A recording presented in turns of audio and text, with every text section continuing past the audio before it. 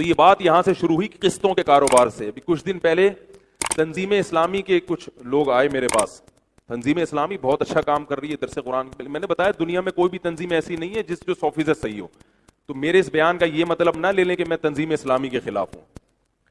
ایک عالم نے مجھے بتایا جو تنظیم اسلامی میں تھے کہ تنظیم اسلامی کچھ مثبت ایکٹیویٹیز ہوتی ہیں ان کی کہ بھئی اب ملک میں بے حیائی کے خلاف جو ہے نا وہ ایک کمپین چلائیں. تو اسی طرح انہوں نے کمپین چلائی سود کے خلاف. سود کے خلاف کمپین چلائی. آپ نے دیکھا ہوگا جگہ جگہ پوسٹر لگے ہوئے تھے. بہت اچھی کمپین تھی وہ. میں بھی خوش ہوتا تھا یار ماشاءاللہ یہ لوگ بہت اچھا کام کر رہے ہیں. تو مجھے اندر ہی کے بعض لوگوں نے بتایا کہ اس کمپین میں انہوں نے ساتھ ساتھ اسلامک بینکنگ کی مخالفت بھی شروع کر دی اور قسطوں کے کاروبار کی بھی, کہ یہ بھی وہی ہے, کوئی فرق نہیں ہے. اور اس سے کیا ہوا کہ لوگ علماء سے بدگمان ہونا شروع ہو گئے. کیونکہ علماء کیا کہتے ہیں قسطوں کا کاروبار کیا ہے. اب کیش پہ کوئی چیز ہمیشہ سستی ہوتی ہے اور قسطوں پہ مہنگی. تو وہ کہتے ہیں دیکھو ادھار پہ نفع اٹھا رہے ہیں تو یہ کیا ہو گیا, سود ہو گیا. خیر تنظیم اسلامی میں جو چند علماء تھے انہوں نے اس چیز کو روکا, ورنہ تنظیم اسلامی ٹھیک ٹھاک بدنام ہو جاتی. انہوں نے روک لیا اس چیز کو, اچھی بات ہے. لیکن روکا کس نے؟ جو باقاعدہ مدرسے سے فارغ تھے. بھئی ایسا نہیں ہے. تو میں یہ عرض کر رہا ہوں کیوں اخلاص ہونا کافی نہیں ہے. آپ اگر سود کے خلاف بھی کمپین چلا رہے ہیں تو آپ کو سود پہ باقاعدہ عبور ہونا چاہیے کہ سود کی ڈیفینیشن کیا ہے. عوام پتہ ہے کس پہ جاتی ہے؟ حکمتوں پہ. عوام کہتی ہے دیکھنے میں چونکہ ایک جیسے لگ رہے ہیں, کیونکہ سود کا مقصد جو ہے یعنی سود میں جو خرابیاں ہیں وہی قسطوں کے کاروبار میں خرابیاں پائی جا رہی ہیں. بھائی وہ بھی ادھار پہ نفع اور یہ بھی ادھار پہ نفع. تو یہ کام علماء کا ہے کہ وہ خرابیاں یہاں ہیں یا نہیں ہیں.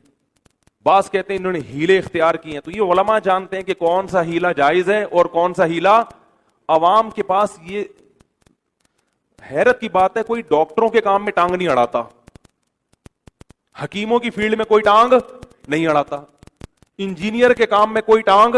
اب یہ جو انجینئر یہ بنا رہے ہیں نا گرین بس کے لیے پل بن رہا ہے, کبھی دیکھا کسی فنٹر کو جا کے بول رہا ہوں میرے حساب سے یہ پلر یہاں نہیں یہاں آنا چاہیے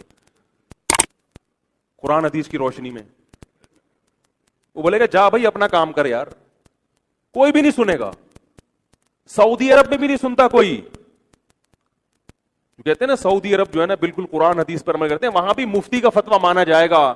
وہاں کسی شخص کو انفرادی طور پر قرآن حدیث کی روشنی میں فتویٰ دینے کی ضرورت یعنی اجازت نہیں ہے. وہاں بیٹھ کے کوئی کہنا میں قرآن حدیث کو مانتا ہوں اور میں کسی مفتی کے فتوے کو نہیں مانتا, حکومت فوراً اسے کیا کر دے گی؟ اریسٹ کرے گی, گرفتار کرے گی.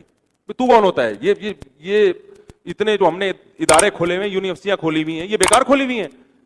یہ صرف ہمارا ملک ہے جہاں فری جھوٹ ہے. کوئی بھی اٹھ کے جعلی حکیم بھی بن جاتا ہے, جعلی ڈاکٹر بھی بن جاتا ہے اور جعلی مفتی بھی بن جاتا ہے. اور پبلک کہہ رہے ہیں بات چونکہ دلیل سے کر رہا ہے لہذا اس کی بات میں دم ہے. تمہیں پتا کیسے چلا کہ دلیل سے کر رہا ہے کہ نہیں کر رہا؟